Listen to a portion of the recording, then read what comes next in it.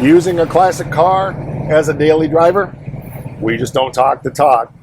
We walk the walk. I'm actually at work right now. I'm heading out for a service call, and I'm in our 73 Swinger we call Scoops. Stick around. It's a Talk About It Tuesday, and we're going to talk about it. I'm Mike. You're watching My Car Shop. There's upsides and there's downsides to driving classic cars as daily drivers. I admit that.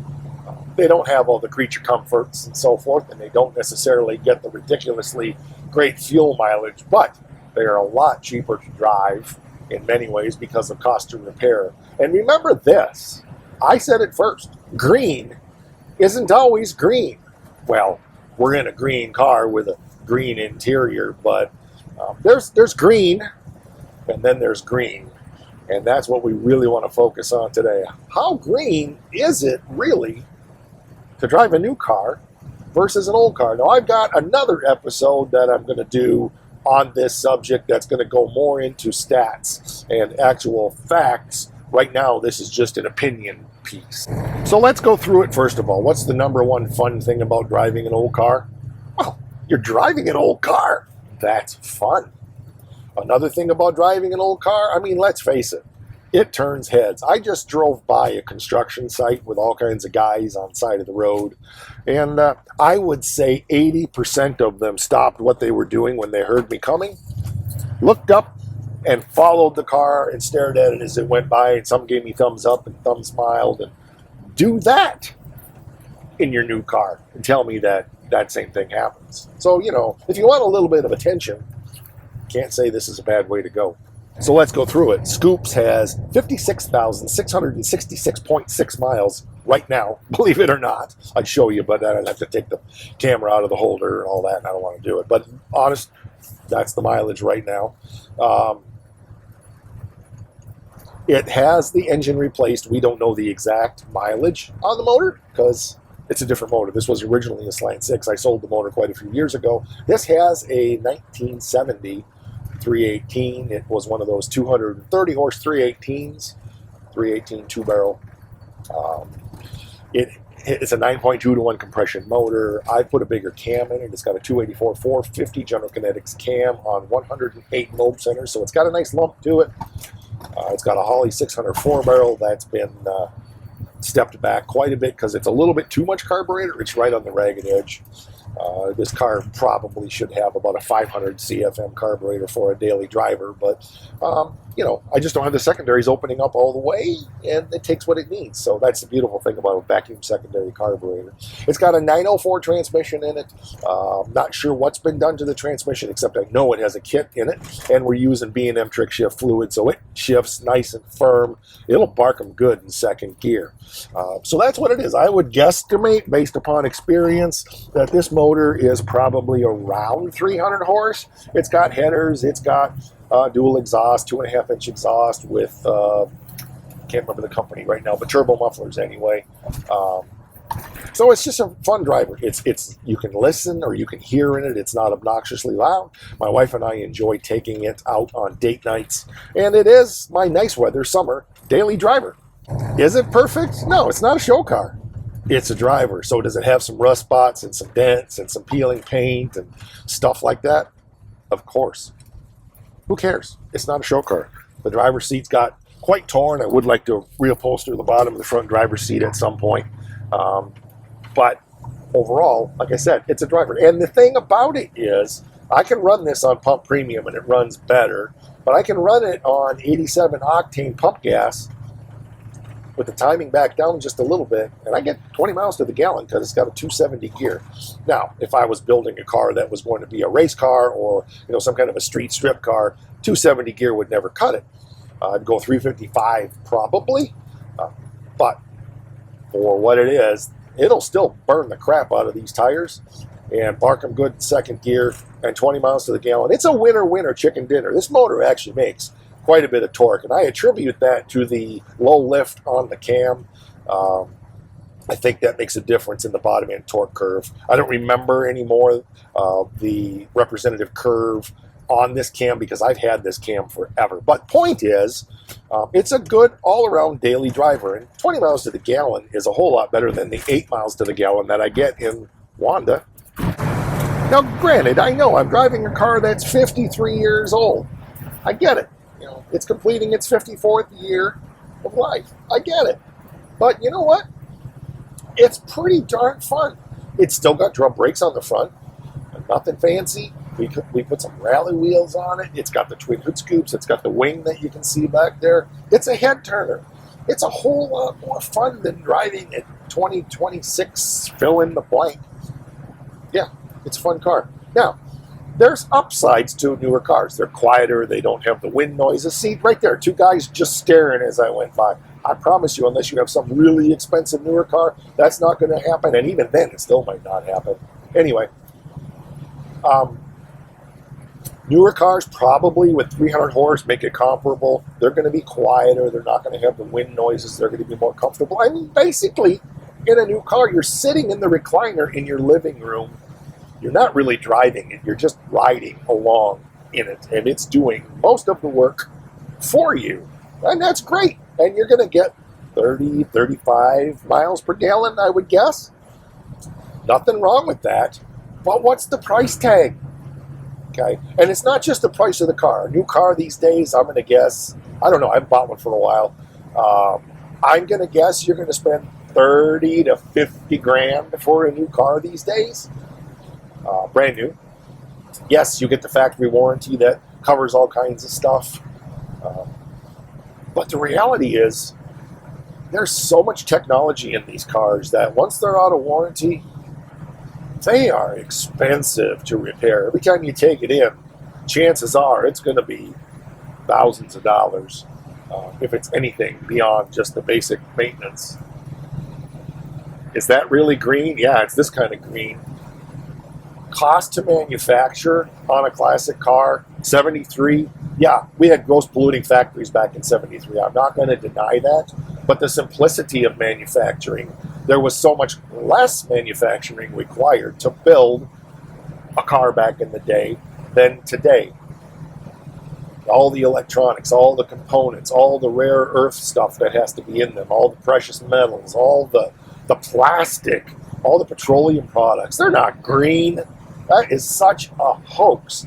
And then again, maybe the little bit of time they're on the road, they're not putting as much pollution into the atmosphere. But once they get out of warranty and they become expensive to repair, it's not green in that way at all. And the reality is, once they're out of warranty, most people don't keep them.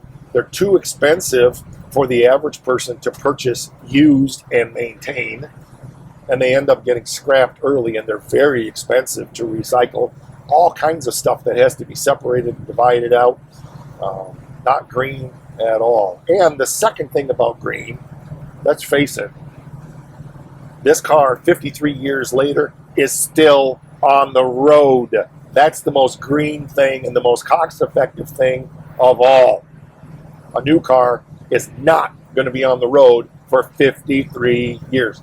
My Cadillac's a great example of that. That's a 2004. It set for a couple of years, and now it won't start and stay running. The PKIS is messed up in it. It's got a miss on one cylinder for some reason. Electronic crap fails when it doesn't have voltage going to it. Is that green?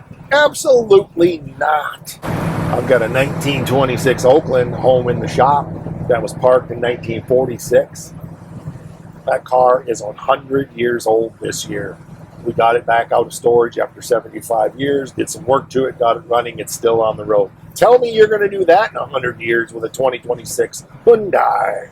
Yes, it's a hoax. And if you do the numbers and you do the research and you get beyond the mainstream narratives and you really start digging, you find out that we have been fed a line of hooey. Okay, disclaimer here, I know this, okay? I live in a state that doesn't require a proctology exam to keep the car on the road. In other words, you don't have to stick a probe up its rear end in its tailpipe and do a sniffer test. But most states, not all, most states require that these vehicles meet the emissions of the current year that they were manufactured. Okay? Not all. So you may have to do some upgrades, put some catalytic converters on, or maybe even upgrade to a Sniper EFI or something. But the point is, All of that is still simple and makes these cars less expensive to drive. There are other ways around that. I don't want to get into that. That's not the point. So I know that I live in an amazing spot out here in rural redneck America, where we don't have all of that stuff because we're country boys, and we would tell the government if they tried shoving all that stuff on us. Hank Williams Jr. said it best, but we won't repeat what he said. We are in the process of eliminating all of our newer vehicles. I got really disillusioned with my Hemi truck. That's where it started. And realizing that where that truck is at, it probably needs a cam and lifters and an oil pump. It probably needs, I might as well go ahead and do the modifications to it and put the tuner in it, all that stuff. I'm looking at $3,000 to get that truck back on the road. And I realized that the truck's probably not worth much more than that. So I'm going to have to drive that truck till the wheels fall off. So I'm going to go the direction I want to. But I'm concerned. I put all that money into it. Who knows what's going to go wrong next? And it's going to cost thousands. And then the next thing. I'm tempted. I'm honestly tempted to just crush the thing and be done with it. Or sell it off for a few $100 to somebody that wants to mess with it. It's very tempting. I still may do that. The next thing in the queue for us was that 2018 Countryman. Great car. Love that car. All-wheel drive, 3-cylinder turbo, 35 miles per gallon. Phenomenal car. While it was under warranty, we never had any problems. Within a couple months of coming out of warranty, little stuff started failing, and then bigger stuff started failing, and then pretty soon it was thousands of dollars to fix. Now, I know that car's doing fine today. It needs some maintenance and so forth, but the reality is I can't afford that, nor am I willing to spend it. It was a great car. We did all the maintenance. We did all the repairs. We kept it up because it was my wife's daily driver. But when the opportunity came along for us to pass that down, we did pass it on to a college girl who loves it. And it's a winner-winner as far as I'm concerned. And I'm building the 39 Thunderstruck for my girl because that's going to be her nice weather daily, just like Scoops is for me. I mean, basically, it's this car, but it's got a 39 Dodge pickup body on it. How cool is that? And tell me that your 2026 Hyundai is going to turn heads like that thing. That's the thing about statistics. You can make them say whatever you want if you ignore the parts that don't fit your narrative. And it's people think that they are, that's what we need to be doing. I'm telling you that all the stuff that's being imposed on us in the automotive world, in the new vehicle realm, is breaking the back of the average American. People crab and complain about how expensive classic cars are, and this channel is here to do a big thumbing our nose at all of that because it doesn't have to cost huge money at all. But even still, it's cheaper than a new car, and it will last a lot longer. Now, in my dream world, probably one newer-ish car that has some of the modern creature comforts without basically driving a computer sitting in my living room recliner watching TV would be the ideal that we'll probably have. Like she's driving the 2014 Mini Clubman right now. It gets 45 miles to the gallon. Nice little car, fun car to drive, sporty. It's kind of perfect. Will we keep that car forever? Probably not. I am going to keep the 2013 that's broke down because it's been sitting. And we'll get that one back on the road at some point. That was my very first brand new car that I bought. So that one's kind of sentimental.